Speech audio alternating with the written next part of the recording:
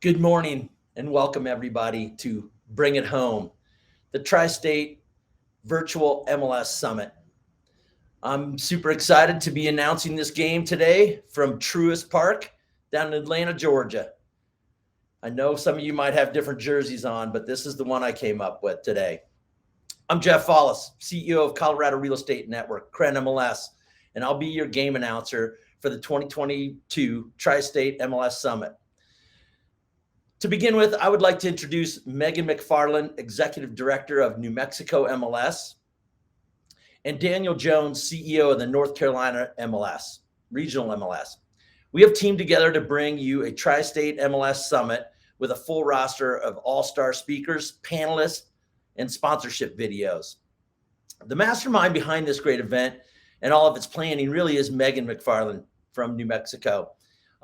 This came out of a strategic planning session that she had with her team a few years ago. And last year, she produced the first one on her own, just with New Mexico Realtors.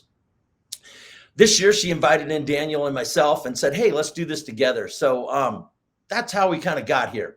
Our goal today is to bring the MLS industry news and updates to our MLS subscribers. We hope to hit it out of the park this year and continue to learn what's important from you for future years. We have some powerful hitters today. Keynote speaker, Craig Zablocki. 2022 NAR President, Leslie Ruda Smith. Mitch Skinner, attorney with Larson Skinner. Chris Carrillo, CEO, Metro MLS. John Coyle, Vice President, MLS and Industry Relations for Home Services. And we will have one panel discussion facilitated by David James Baker of Skyhorse Films and Barker Realty. During the summit, a few videos will be highlighted. If you want to know what inning we are in, on the left-hand side of your screen, you can click on the agenda and see where we're at. We would appreciate you answering a few quick questions and interacting throughout the summit, as this will help us in planning next year's summit and interact with the speakers. I would like to next acknowledge the generosity of our official MLS Summit partners. Game day sponsorships are the heartbeat of baseball, and these MLS partners are showing their commitment to our summit spectators, fans, and attendees throughout the summit. We will have short partner videos from our major sponsors. Please take a moment and click on their profiles and learn what they have to offer. Now, grab your peanuts, popcorn, or Cracker Jacks and get your ice cold beverage, sit back, and let's play some MLS ball. Our leadoff hitter this year is a chiropractor for your soul. He is a nationally recognized goofball and speaker who has shared his message of lightening up and reclaiming our natural spontaneity with groups across all industries in all 50 states and abroad. He does more than just tailor his programs. He rolls up his sleeves and works in the audience where unexpected magic brings real change. I had the pleasure of seeing this guy live at the Colorado Association of Realtors annual conference in October last year. Please interact when requested in the chat box on the side.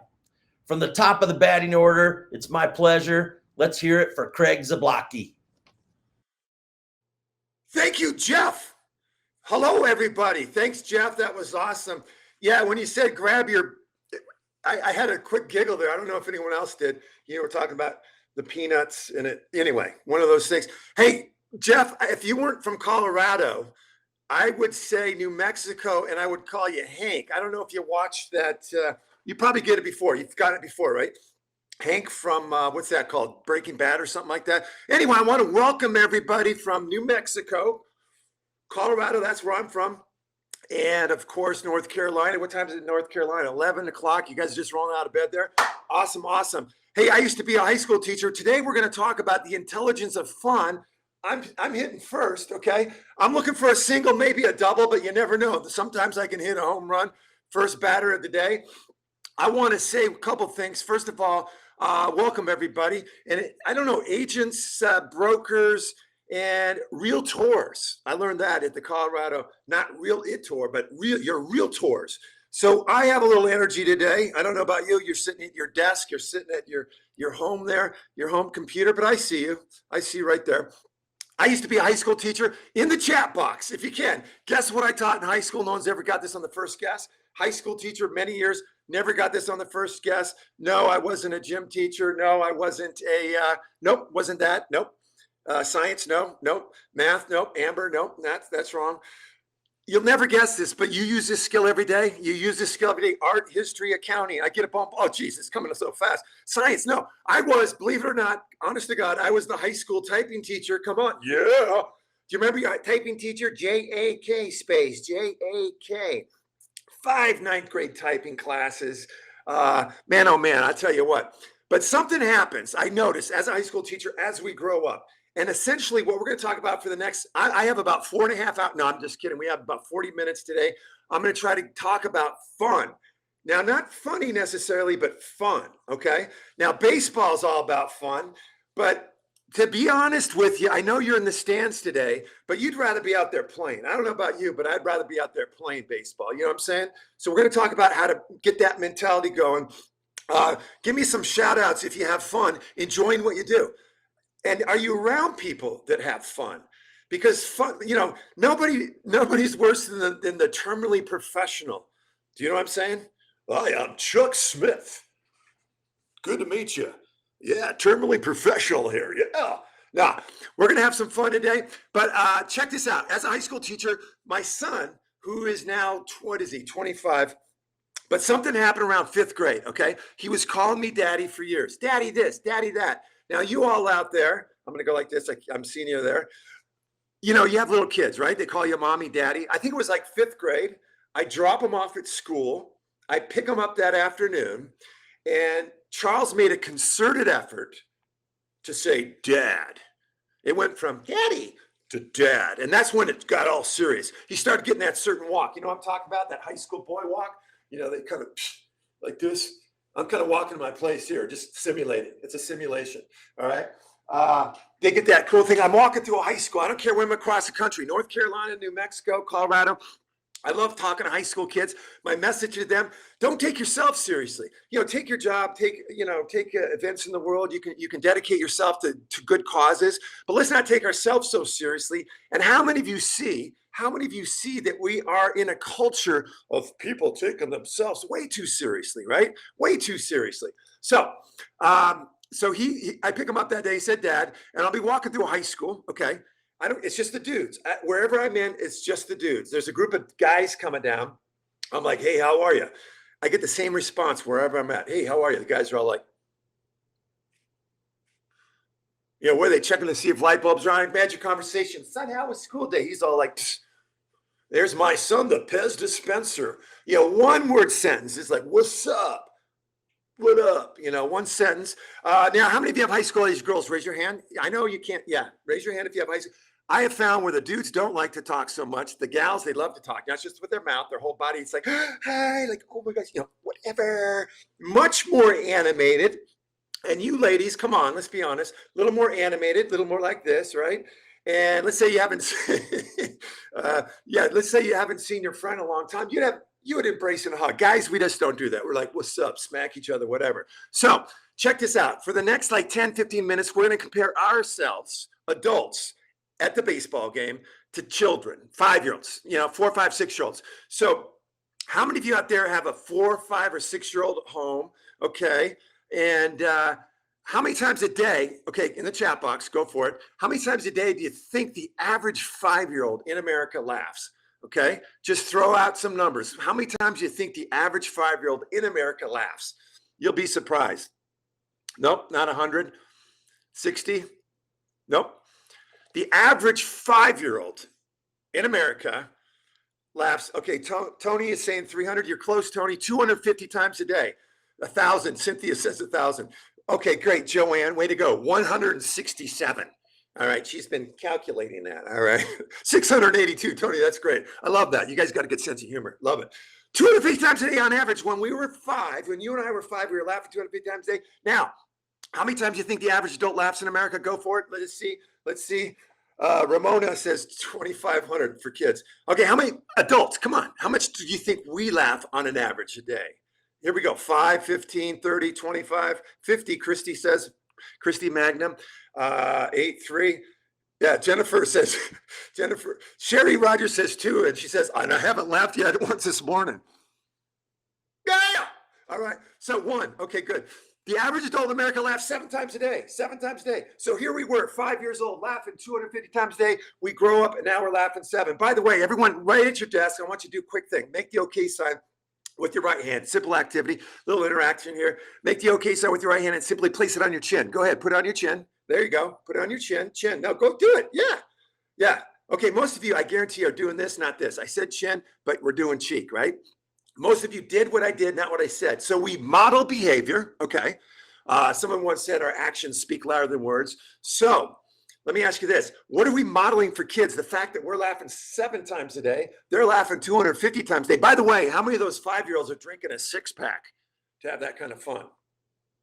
Maybe down in Arkansas. But you know, we were laughing 250 times a day. Now we're laughing 7. Okay, so right there off the bat, something happened. Our parents told us, our teachers told us, grow up, at your age, wipe that smile off your face, and by all means, get serious. Right? Kids that look like this when they're, I'm going to be an adult. Look at, I'm a doctor. I'm going to be a lawyer. Right? So something happened right off the bat there. Here's another question for you. How many of you, now if we were in a big audience, okay, I'd ask this question. I say, how many of you can paint a picture? Okay. How many of you can paint a picture? What percentage of the audience do you think raises their hand with a group of adults? Any idea? Okay. Joanne, thanks for sharing. I gave up alcohol. Okay. Thanks. All right. Sound is better, Karen Gax. Okay. What was I saying? Okay. Help me out here. Okay. I was talking about, come on, help me. I'm getting distracted. Okay, good. Yeah, thank you. 1%. Noria, 10%. That's Mark Tooley. You're right, man. When I'm in a live group, I say, hey guys, how many of you can paint a picture? I get, 5% of the hands that go up. So then I go in the audience and say, can you paint a picture? No. How about you? Not good. How about you? Well, I can do a stick figure. How about you? And then I ask the audience, I'll ask you, if I ask a group of kindergartners that same question, how many hands do I have up? All of them.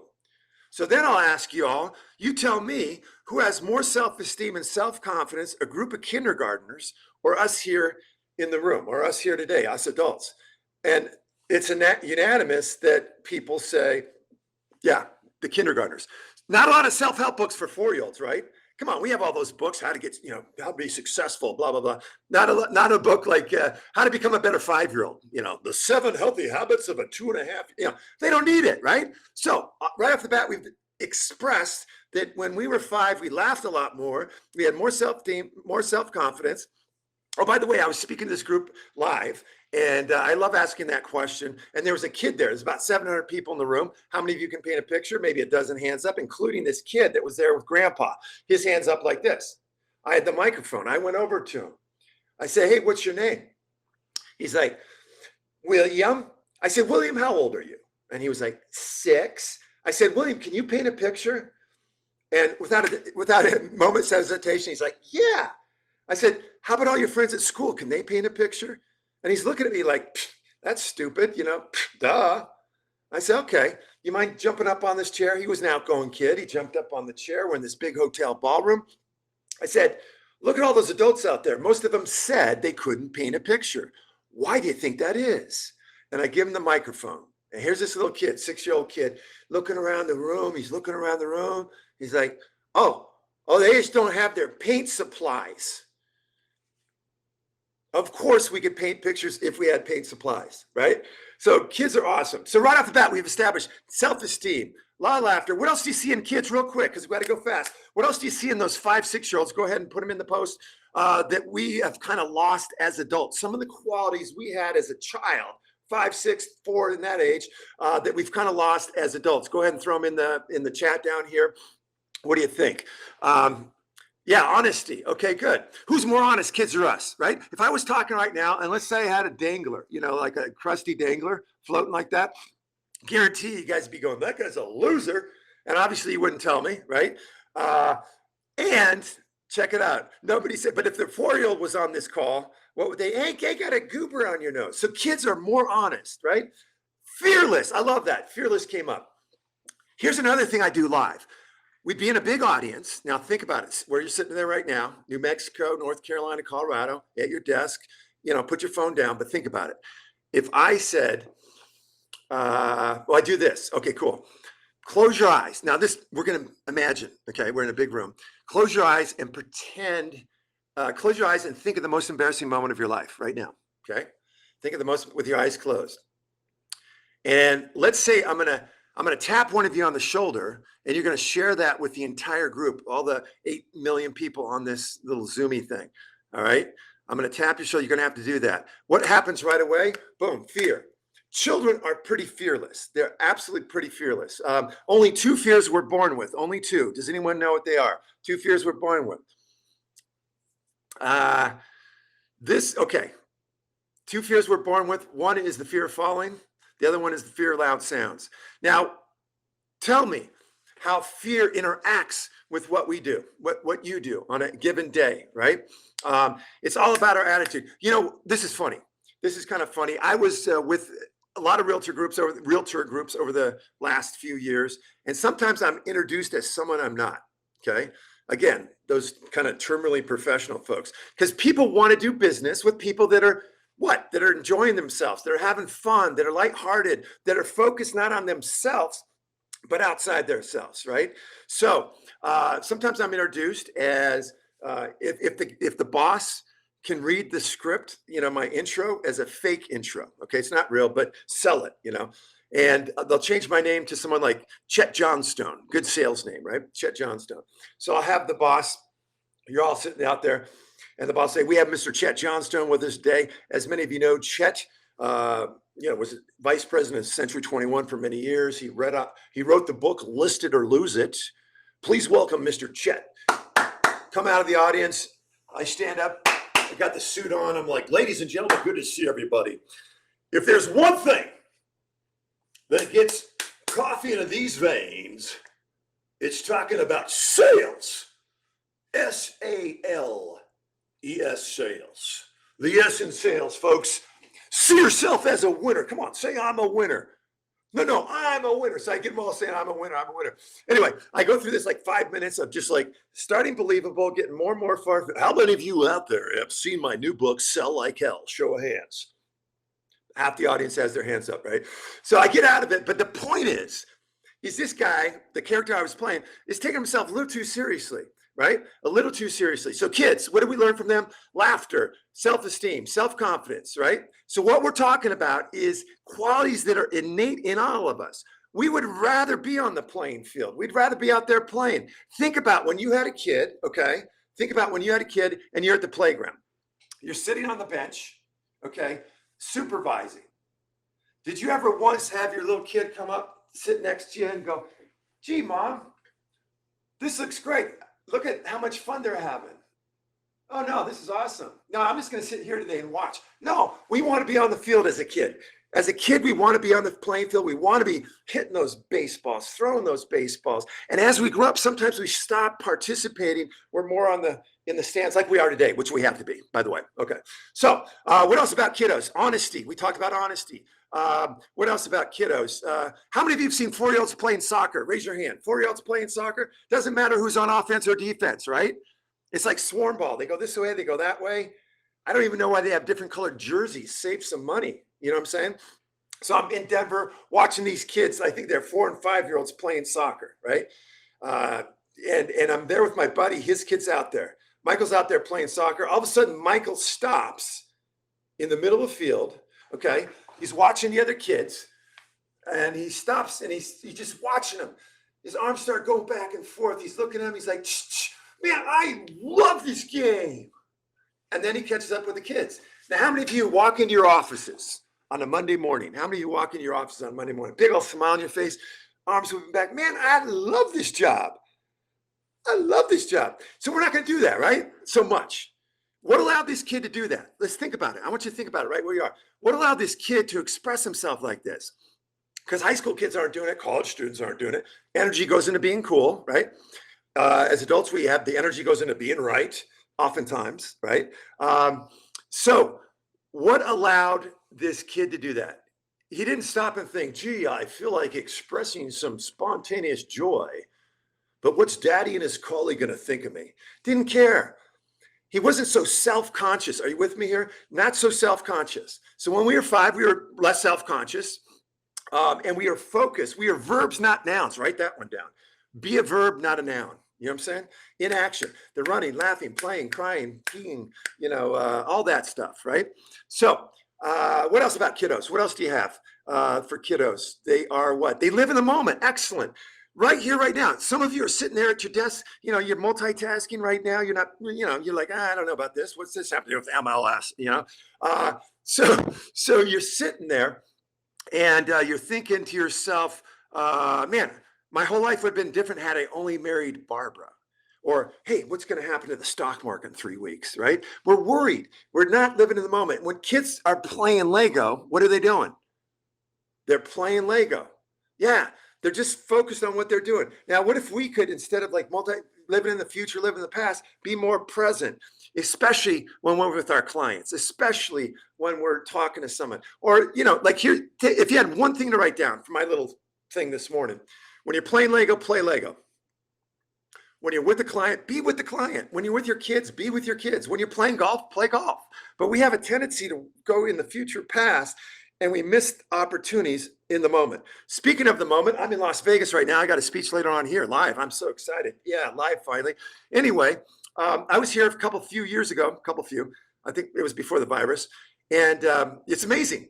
Vegas, you could do a whole sociological study of people in Las Vegas. You know what I'm saying? So we're at Caesar's Palace. I was working with a hospital. By the way, quick side note: there's healing and healthiness to laughter. I could go on that for another hour, but when we're laughing, we let go of stuff. It's good chemically for us. It gets us in the good mood. So laugh more. That's what I'm trying to say. Anyway, so we're at Caesar's Palace, and maybe you've seen this before. It's amazing what you can get people to do. So we're at this. There's all these statues that come to life every hour. So these statues like, I'm Caesar. People gather around, about 200 people gather around these statues, okay? At the conclusion of these statues, people walk away. So I'm there with a group I had met there. At conclusion of these statues, I'm like, oh yeah. Now the people that were walking away, all of a sudden they felt this obligation to start going like this. We had all 200 people applauding these inanimate objects, which is fun in itself. But if there's a whole nother layer if you just persist. So people were leaving, but I started chanting, Caesar, Caesar. And we had about 30 people on either side chanting Caesar. Finally, this guy's all bent out of shape. I don't think they're coming back for an encore. I'm like, whoa, okay, man. The things we get pissed off about, right? It's just fun. So anyway, later on that day, this is the point. Later on that day, again, always in a hurry. Here's a question. Where are you going and when are you going to get there? We're always in a hurry. We model to our kids because we model behavior. You got to go. And oftentimes, that's, when we're out of the moment, we miss those little things. When we're with a client, here's a house, like, oh yeah, because we're focused on the close instead of just being right here. So I'm walking along. And it was through a crowded place. All these people are walking to a show here in Vegas like 3 years ago. And this dude's walking like this with his arm behind him. He's just walking. Trailing him about 5 feet was this woman. Her arm is out like this, right? I happen to be at the right place at the right time, okay? Total stranger. I reach out for this dude's hand, okay? He grabs my hand and continues walking through the casino. His wife starts cracking up. I grab her hand. Now there's 3 of us. We keep going, right? And it must have been like a minute or 2 minutes before he realized my hand is a little larger than his wife, okay? So he stops and he slowly turns around. He's like, "Wah!" Oh, I forgot to tell you, him and his wife are visiting America. They were from Japan, turns out. So we're both giggling. He's like, "You funny American." All right, yeah. We went and had a drink. Point of the story, how many times in life does opportunity walk by and what do we say? I'm not sure where it's going, maybe next time. There's not going to be a next time. Opportunities happen when we're present, when we're living in the moment like we were when we were kids. Great. What else about kiddos? Let me look here. We got some no inhibitions. Yep. Fearlessness, no doubt about it. Living in the moment. Awesome. Okay, good. So how do we get this stuff back? All right. There's like a lot more, honesty, emotional honesty. They laugh when they're happy, cry when they're sad. They have tons of energy. Okay. They sleep well. Okay. Right. They go to bed like this, chicken nuggets sticking out of their mouth. We go to bed, okay, like this. Why? Because we worry. Let's talk about worry. So 3 things we can do to access some of these inherent or innate qualities: laughter, living in the moment, presence, creativity. Who's more creative? Kids are. There's studies on that. Don't have time to talk about it, but think about creativity. Curiosity. What's the number one word they say? Why? So they're naturally curious. And all these things can help us in our job, right? Being curious about that. I wonder about this. Creativity. How might I make the sale here in a creative way? Obviously, every day. So how do we access this stuff? 3 ways. Number 1, get comfortable being embarrassed, all right? Get comfortable being embarrassed. I think the fear of embarrassment holds us back from trying new things, going new places, experimenting with things. And that's based on my ego, right? I want to look good. I want to look good. That's right. Professional.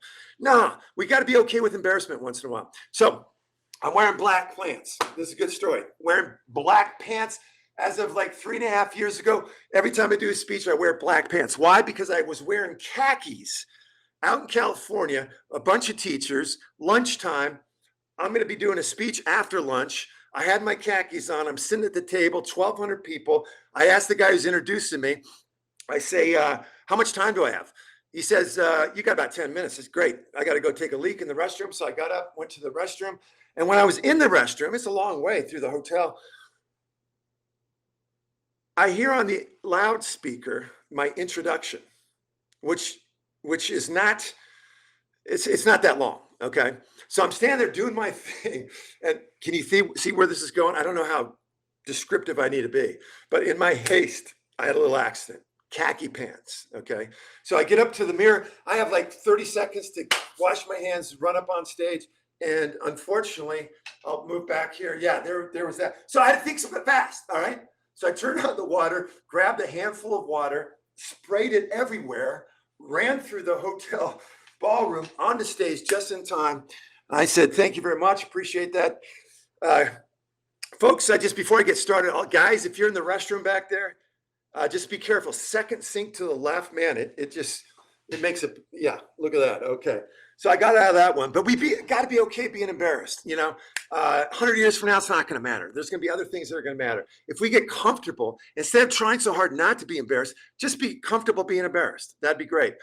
Good. The other thing is not to worry so much. We talked about that. But out of 100 things, okay. Yeah, I like that. Use a hand dryer. I didn't have time, man. I didn't have a time for a hand dryer. Yeah, that's great. I was looking for one anyway. But yeah, good point, Noria. Thank you for that. Appreciate that. The other thing is the worry. 100 things that you and I are worried about right now, okay? 100 things. Like I'm worried about the time. I'm looking at my watch going, gosh, you got to get this in. 100 things that you and I are worried about. There's a study, okay? 40 some odd % have already happened. All right, you're sitting there right now, worried about stuff. Oh, geez, that house didn't close. Da da da. Oh, shoot, I worry. They were blah blah blah. Worried about the past.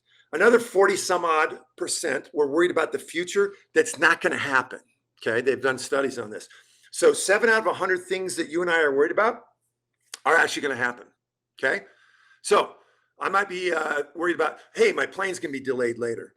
And sure enough, it is. Okay. So check this out. Of the 7, whoops, that was 8. 7 of the 7 things that you and I are worried about that are going to happen, 4 of them are out of my control, like the plane being late. Now I can have a backup, right? Which I usually do, but 4 of those things are going to happen out of 100. Are you with me? So that means only 3 out of 100 things that you and I are worried about are actually going to happen, that we have any influence over. Okay. So 4 of those are going to happen out of our control, but most of them are in the past, not going to happen in the future. So what if we took those 100 things, okay, that we're worried about right now and reduce them down to those 3 that we have control over, we'd be much more productive. Our sales would go up, and we'd have more fun. Life would be a better thing, right? But you and I, we both do that. We worry a lot. Great example of worry versus not worry, all right? Great story. When my son Charles was 4, we were flying from Minneapolis to Duluth, Minnesota. All right. We're on a plane. Charles is 4. He'd been on many flights before. We had our seatbelts on and we hit major league turbulence. Now, how many have been on a plane with major league turbulence? Okay, good. A few of you. I see you right there. I see you. You're drinking your coffee. Okay, over there. I see you right there, North Carolina. Okay, good. So we're on the plane. And we hit major league turbulence. Now, what did all the adults do on the plane? What do we do? Yeah, for sure. We're like, ah, I mean, we would have caught air if we didn't have our belts on. It was rocking and rolling. People are like, yeah, yeah. Now, I look over at my son, he's 4. What's he doing? He's like, wee. So he's going wee. Everyone else is going wee, wee. So I decided to join my son. I'm like, woo. And he's all like, wee.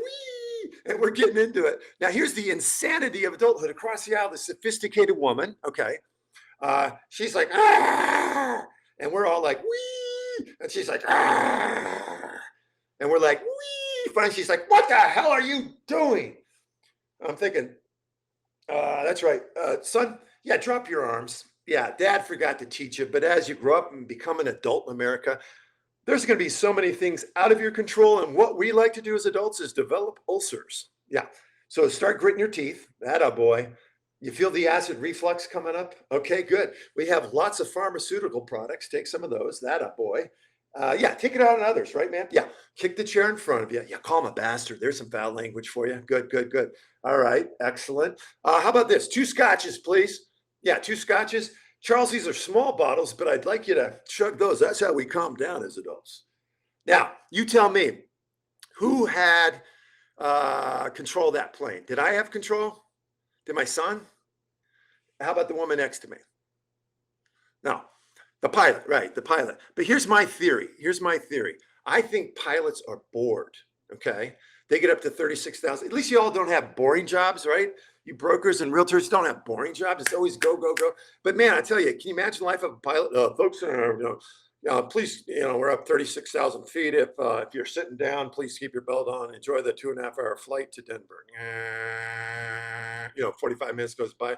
Should we do it? Yep, let's do it. They're all right. They're high-fiving. Oh, folks, we got turbulence. It's just because they're bored. You know what I'm saying?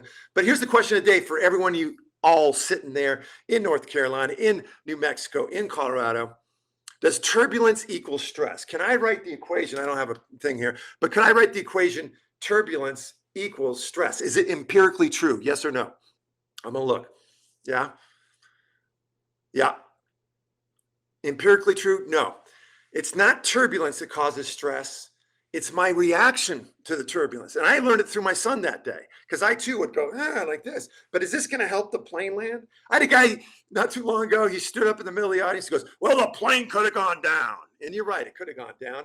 Now, how do you want to spend the last, 30 seconds of your life? Like this or more like, wee, like that? Now, it's a metaphor, obviously.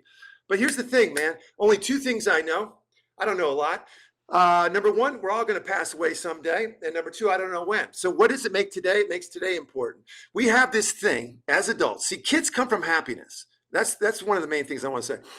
Kids come from a place of joy. Now, they go into upset on average 12 times a day. Okay. But they don't stay there. They're like, okay, cookie, boom. They go through their emotions where you and we're sitting there going, okay, Pam over there, 3 years ago, she said she sent me the memo. She didn't, and I'm still hanging on to it, right? So that, starting with a clean, fresh slate every day. And I think that's what today's all about, man. Start with a fresh plate every day. We bring worry. We bring fear, we bring our ego. Those 3 things keep us from these more wonderful qualities that we had when we were a kid. All right. So turbulence does not equal stress. It's my reaction, just like traffic. Stressful? No, it's my reaction. Once I get that, I start taking better control of my life. Is it, the sale that just didn't go through? right? Now, one last story before we take a look some question times. My son used to play baseball. Speaking of baseball, I was in Chicago at the airport. My buddy Jason, his son was playing on the same team. I think Charles was a sophomore in high school.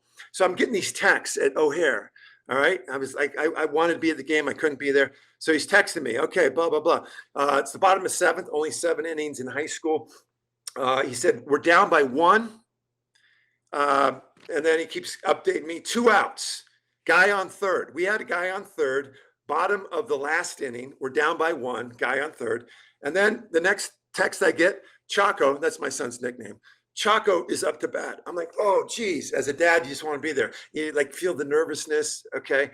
So next text I get, full count, 3 and 2. And I know the next text is either going to be a good one or maybe not, right? So I'm waiting. I think Charles, in retrospect, I heard that he had fouled off some pitches. So the very next text I get, 2 outs, bottom of the last inning, guy on third. My son is up to bat, and I get the text, strikeout. And I was like, bummer, strikeout. So about a half hour, 45 minutes later, I called Jason. He hands his phone to Charles. I said, hey, how'd the game go? He said, oh, we lost. I said, yeah, tell me about it. He said, yeah, blah, blah, blah. Guy on third, last inning. I was up to bat, and the guy had a nasty curveball. I swung, I missed, and game over. But here's the question I asked. I said, Charles, let's say it's the same scenario tomorrow. Do you want to be the guy that goes up to bat? The same scenario, 2 outs, guy on third, down by 1. Do you want to be? And my son said, of course I do. See, here's the deal, man, that we're all going to fail. You're all going to lose, that sale. We're all going to, trip and fall. And we can't let that keep us down. We've got to be willing to reframe what, failure is. Someone once said, yes lives in the world of no, I have a buddy back in DC. He's like, I don't have any dates. I said, man, dude, how many no's did you get, online or asking someone out or whatever? The more no's we have, the more yeses are going to come. But the reframing, kids don't have this whole fear of failure thing. So again, 3 things we can do to have more fun. And fun and productivity are not mutually exclusive. I can't tell you. Oh, one more thing. I know I'm running out of time here, but one more thing. There was a study. This will be great for you guys. Salespeople, right? Let's say I'm the sales manager. I'm the broker. And I say, okay, I want you guys to increase your sales by 20% next quarter. You guys, I want you to have more fun selling. Now, again, more fun selling than you've ever had. All right. What side made more sales? This side. Yeah, I'm doing this side, but it's on this side. That's weird. My camera's going the complete opposite. But you know what I'm saying, all right? If we're having fun, if we're lighthearted, not just trying to be wacky, silly all the time, but really not taking ourselves seriously. And when I'm not taking myself seriously, I'm more focused on serving other people, which is your job, right? It's about service. Some of the best realtors I know are people that are focused outside themselves, right? They're not into the glitzy, all that stuff. They're about helping people. And that's the wonderful service that you guys provide. No doubt about it. Good. How we doing on time, Jeff? You tell me, buddy. How we doing? I'm going to bring you in if you don't mind. There he is. Jeff, do you ever get that Hank from Breaking Bad? Yes or no? I have had that before, Craig. It's just your voice, dude. It's your voice. Yeah. How about some questions? Because I want to make sure we hit some good pertinent points here. Anybody have any questions for Craig out there? Type them in the chat line there, and we'll have Craig take them up for you. Yeah. 2 fears I think are the biggest that hold us back. Fear of failure, number 1 for adults. Kids don't have a lot of that. And then the fear of embarrassment. And Jeff, obviously you don't have that fear of embarrassment the times I've talked with you, right? Not yet, but right now I do, Craig. Oh, okay. So Jeff, do you have kids? You have kids at home? No kids. No kids at all. Okay. But you can relate to what I'm saying, right? 5-year-olds, all these things. I've come up with 30 distinctions that we had when we were 5. So unlike most programs, like that, that we read about, or as realtors, read this book on how to be successful. I'm saying it's about unlearning, not about learning more, about unlearning. And what gets in the way of these natural creativity, curiosity, laughter, et cetera, is my own fear. Okay. And how do I address fear? I get into action. All right. That's number one. And I replace fear with love. I mean, I'd ask these people, do you love what you do? And Jeff, can you tell me, when you see a realtor or a broker, can you tell if they love what they do? I can tell that they all have fear of change, Craig. They just don't like the change. Can you maybe touch on that for a minute? They always have fear of change. Sure. Well, the only thing, it's trite, but everyone says, the only constant is change. But I like to go like this. Is it really change that we're afraid of? Or is it, if you really go deeper, you'll really see that it's my resistance to change that is bigger than change itself. You know what I'm saying? So you take a 4-year-old, for example, move from Southwest Colorado down to Florida. If you had a 5, 6-year-old, they would adapt it like this, right? They'd adapt to that new environment just like this. You take your high school kid, move across town, it's resist, resist, resist. So sometimes it's not necessarily the change, the new stuff with MLS or whatever they're resisting. It's my resistance. If we really get close, look at your resistance. And we spend so much time, no, I don't want it. I mean, most of our TVs, all the news is about resistance. No, I don't like that. Instead of coming up with solutions. Another good thing to say about that, and I know I'm going fast, is be the solution, not the problem. How's that? Does that help? Yeah. I like this one. Jeff has 7 kids, his board of directors. Lori wrote that. Is that true? Has the garlic started sprouting yet? That's great. Fear of change. Good. So there's some other things I'd like to, if we don't have specific questions, but I can tell if I'm with a salesperson, whether it's realtor, broker, or even, buying a car, whatever, if they're really, truly interested in listening to what I have to say versus, coming up with their close. Do you know what I'm saying, Jeff? I think somebody alluded to the fact earlier in the chat, listening to respond versus listening to actually hear what they're saying. Yeah. Which is great. I mean, some of the best, and it's about service. It's about looking at I go back to Michael on the soccer field when he goes, I love this, man. I love this game, right? He was just enthusiasm. Maybe that would be even a more pertinent for today, for the realtors with everything going on. Just enthusiasm. Hey, thanks for calling. Those little things. Enthusiasm. Am I bringing my enthusiasm with me? And if I'm focused on, when I first started speaking years ago, my assistant and I, we were going, okay, how do we create more business? And that didn't resonate. I said, let's go out to dinner. Let's come up with 50 ways we can make a bigger difference in the world, and for free. Because it was a time where we didn't have any market, whatever. And so we came up with 50 ideas at our Mexican restaurant. And Kirsten and I came up with 50 ideas to make a bigger difference. And we implemented 3 of those, and the money starts coming in. You know what I'm saying? So instead of fixating on, I got to make my close, 10,000, blah, blah, make my commissions, whatever. It's like, how can I help more people today is another way to reframe that. Does that make sense?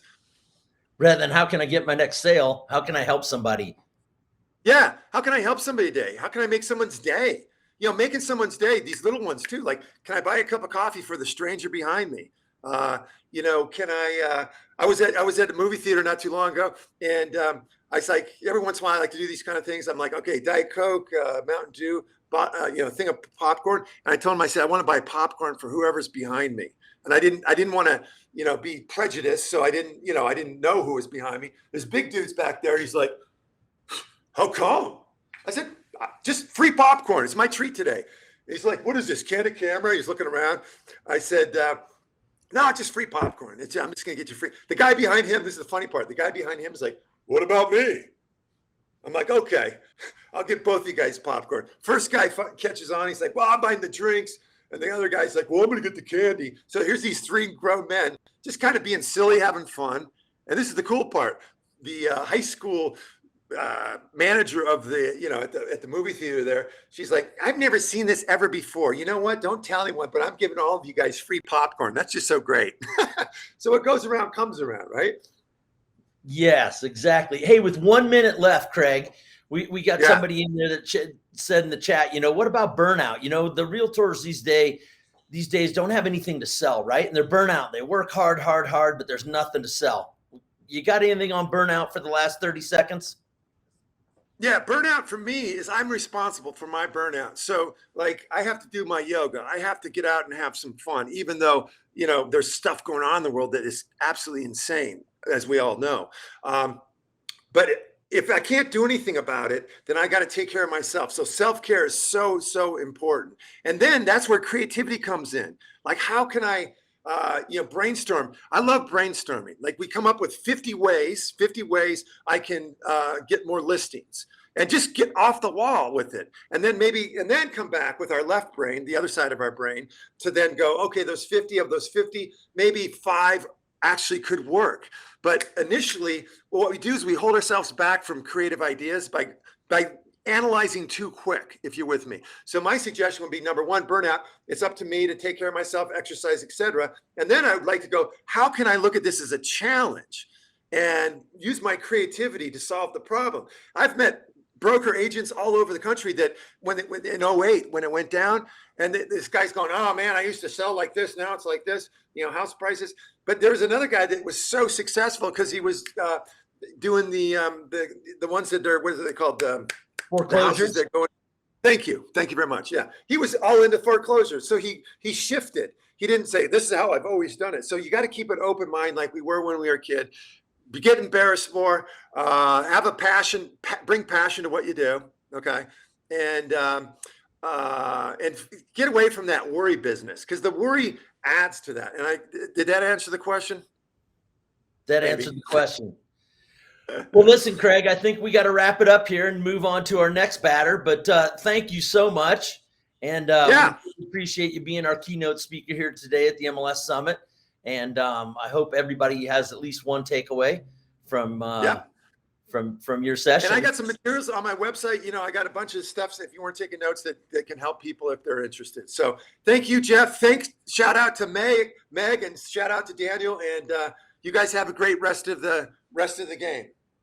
I'm on first base. I'm at least on first. I'm going to steal second soon. I'm still.